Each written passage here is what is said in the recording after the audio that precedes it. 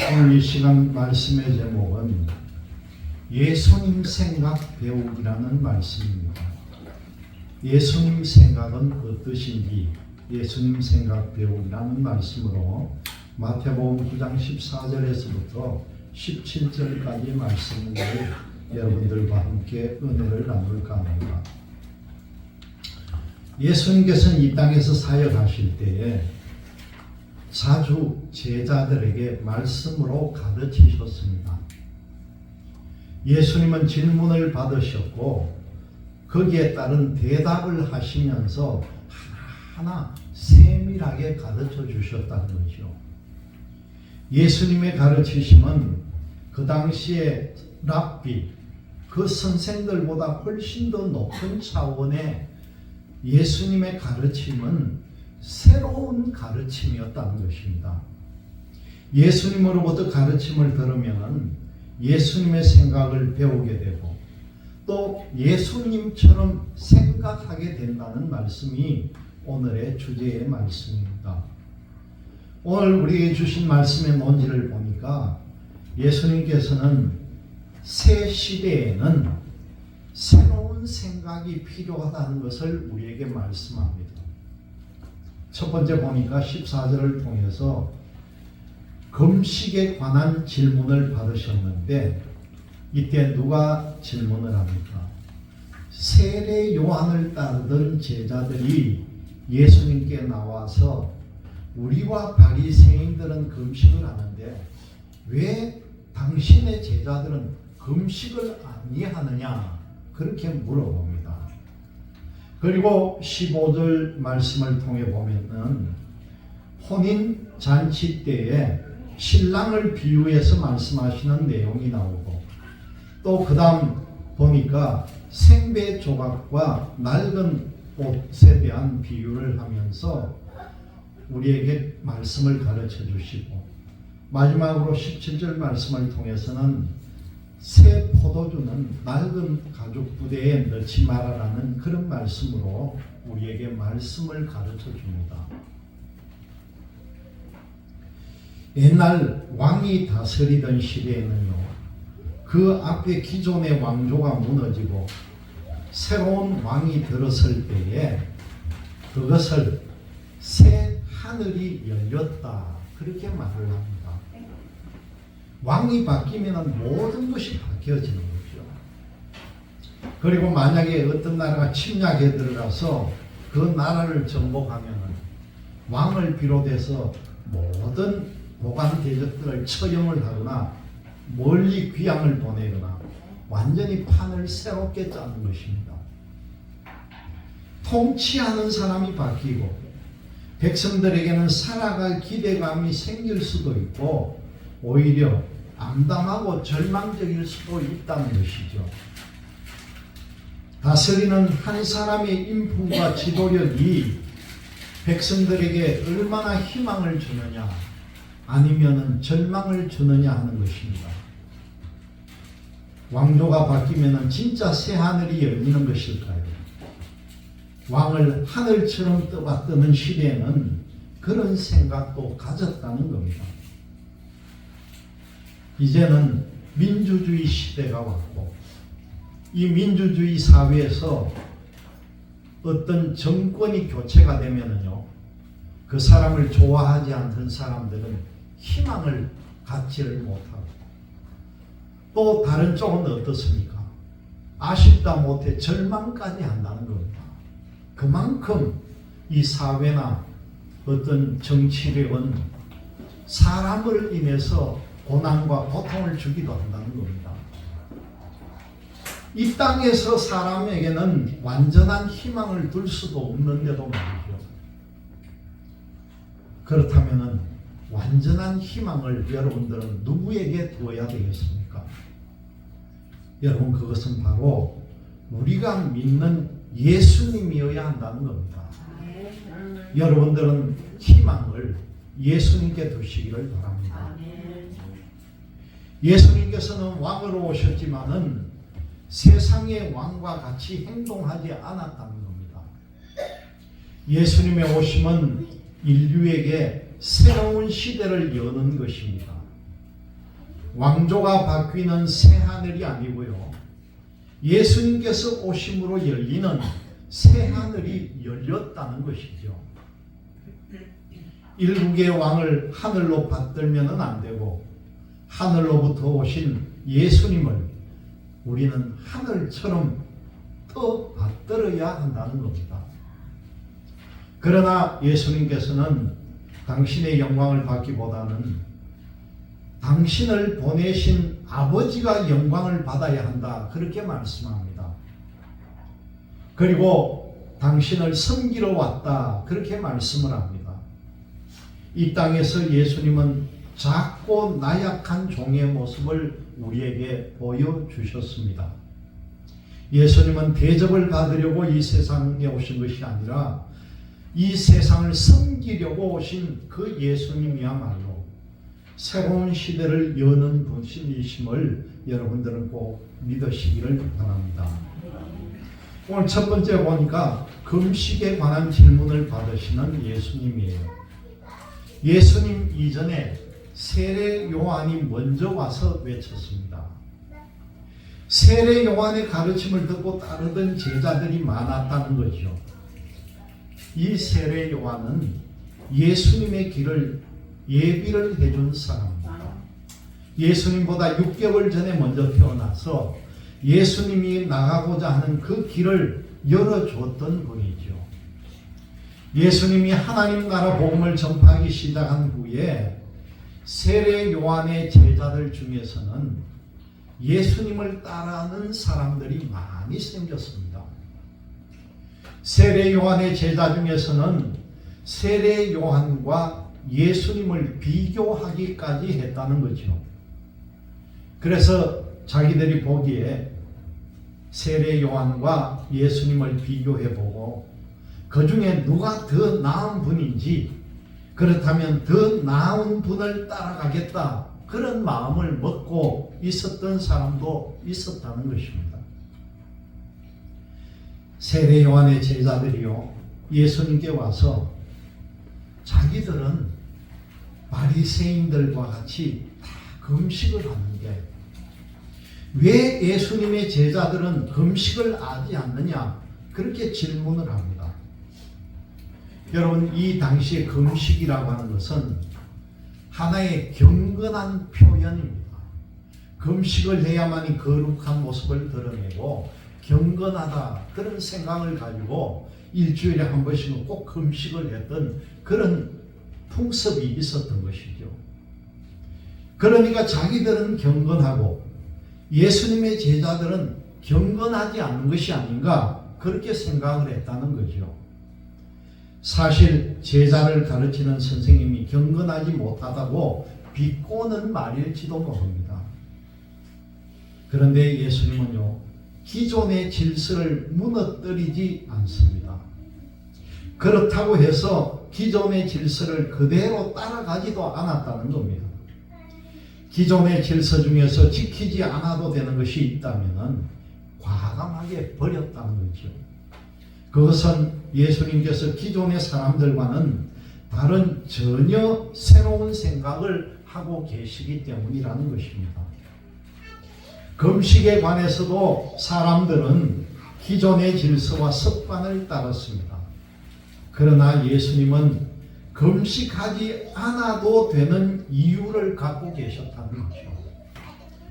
세례 요한의 제자들이 질문을 했으니까 예수님은 새로운 시대를 여는 당신의 새로운 생각을 그들에게 들려주시게 되었다는 것입니다.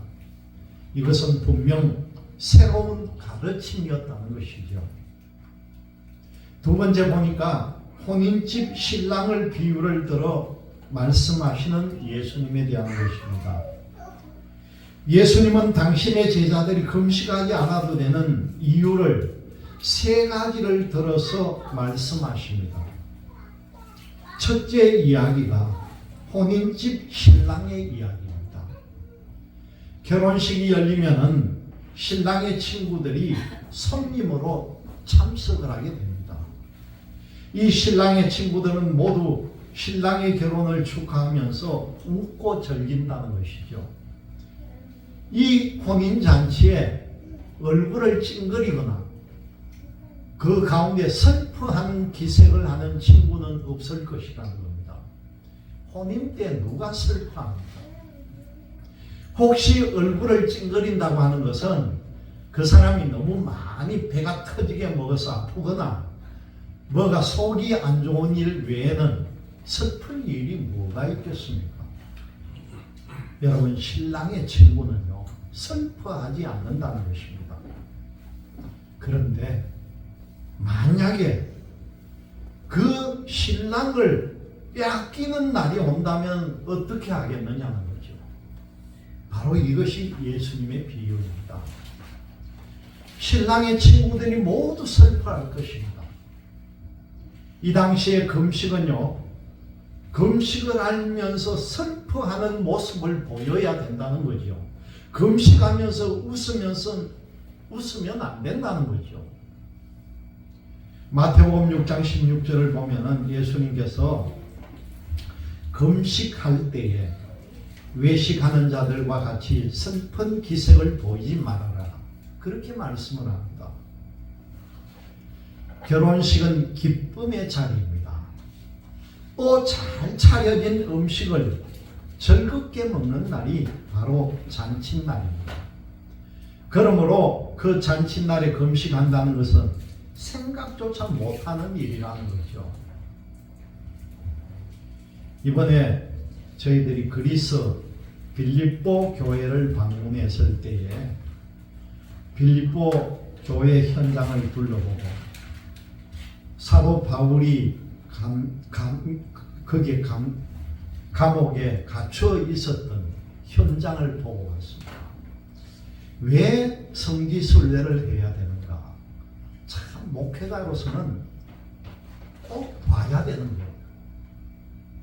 안 보고 이 자리에서 그냥 설교를 할 때는 우리가 생각하는 성 안에 거창한 감옥, 쇠창살이 쫙 그리고 경비병이 딱 서 있는 그런 감옥을 여러분들 생각하는데, 바울이 갇혔던 감옥은 돌담으로 지어진 초라한 감옥에 앞에 철문이 잠겨있는 그런 감옥이었습니다.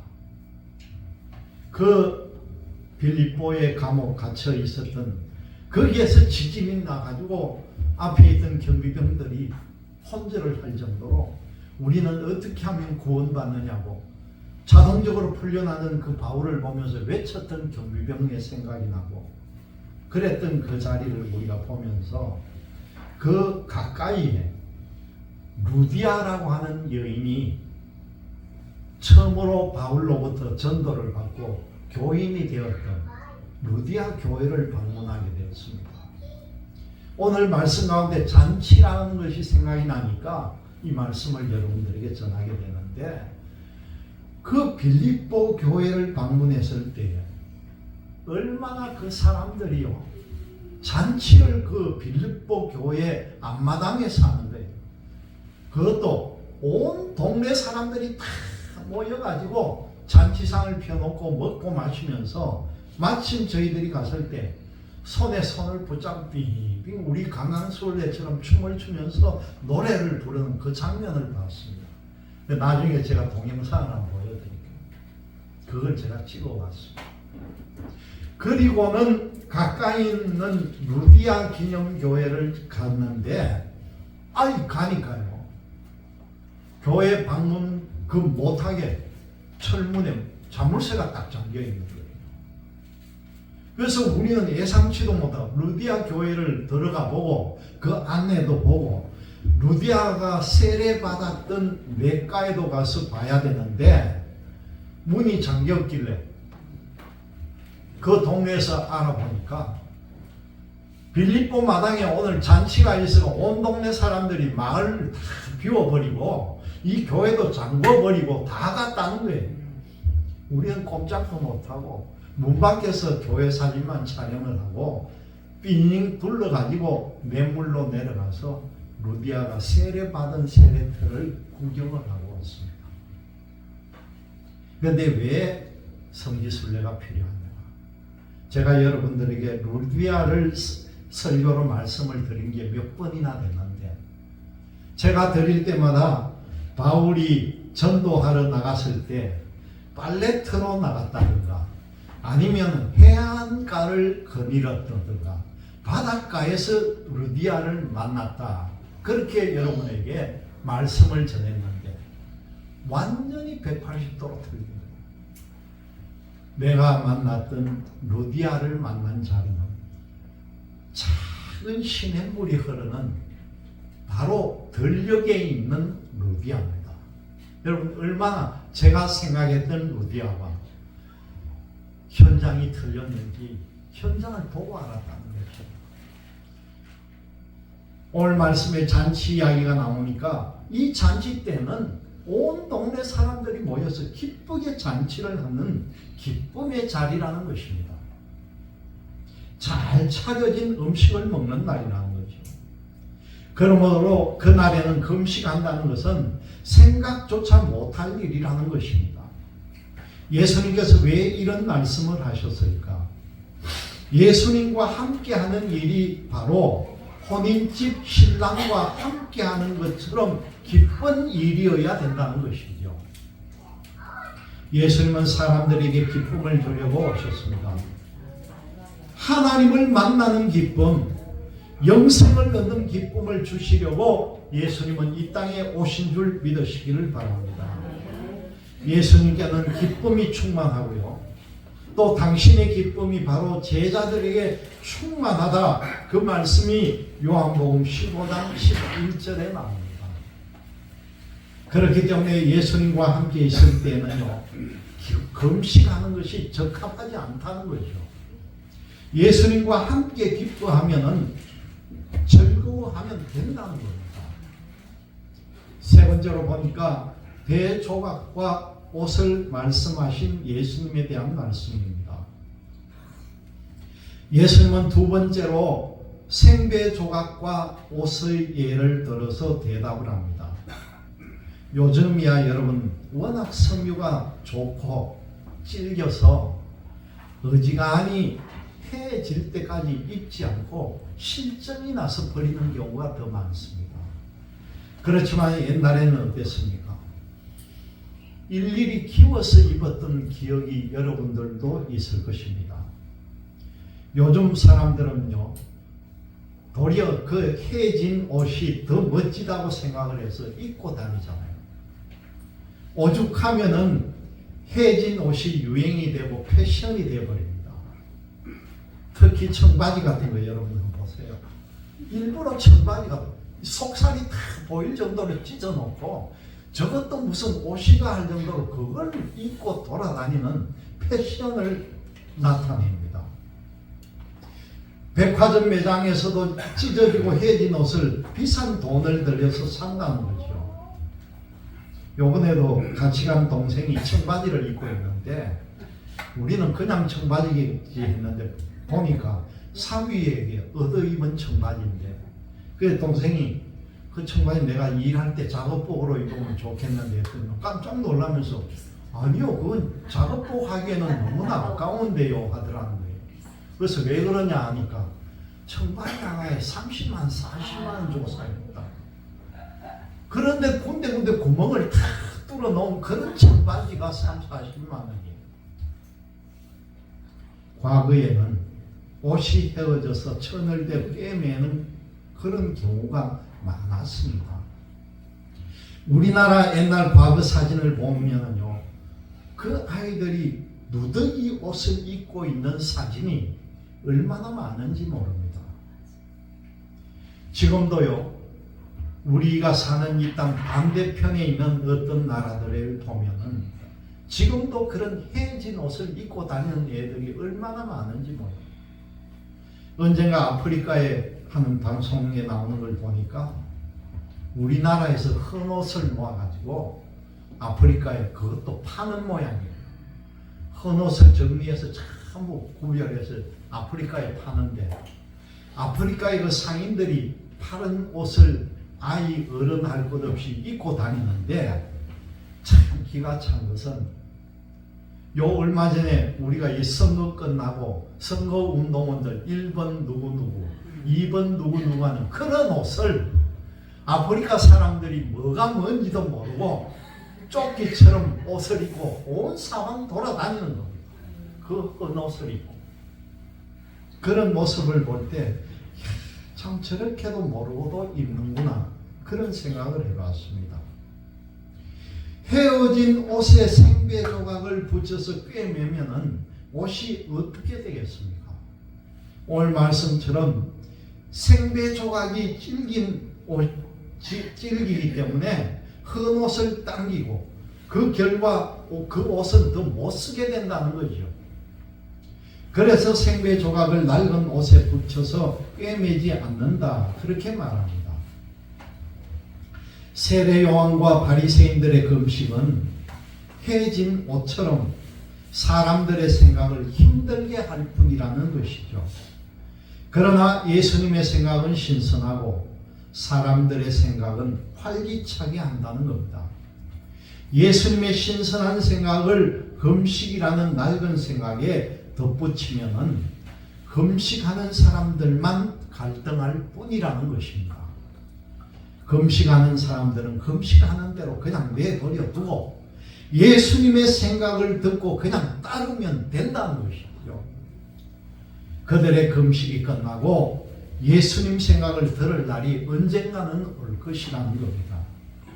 금식보다 더 자유롭고 차원이 높은 예수님의 말씀을 듣고 따르는 날이 올 것을 믿으시기를 바랍니다.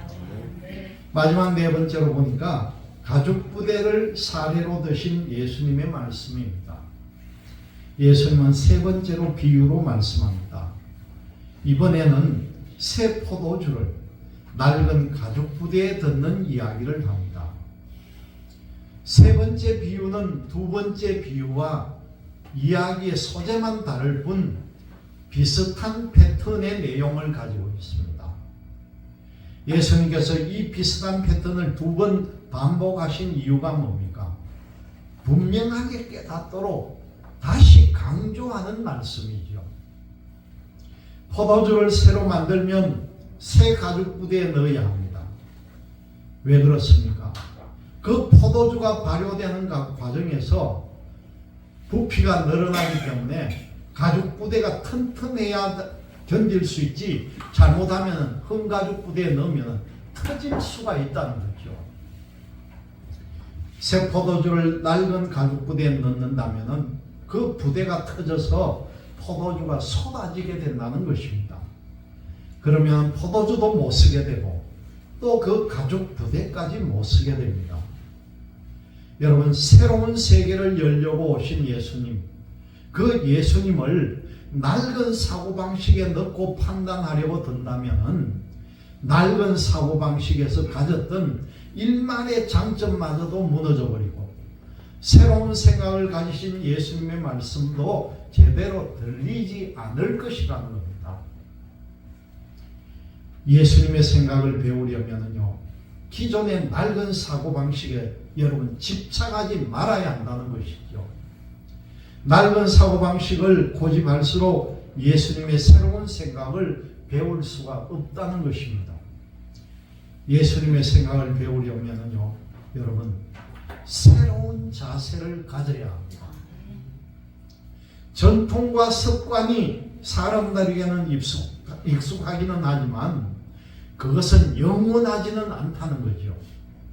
우리에게 구세주로 오신 예수님만이 영원하신 분이심을 믿으시기를 바랍니다. 전통과 습관으로 구원받지 못하고 예수님을 믿어야만이 여러분 구원을 받게 됩니다. 예수님은 오고 오는 시대에 누구에게나 늘 새로운 분이심을 믿는 여러분들이 되시기를 주님의 이름으로 기원드립니다. 아멘.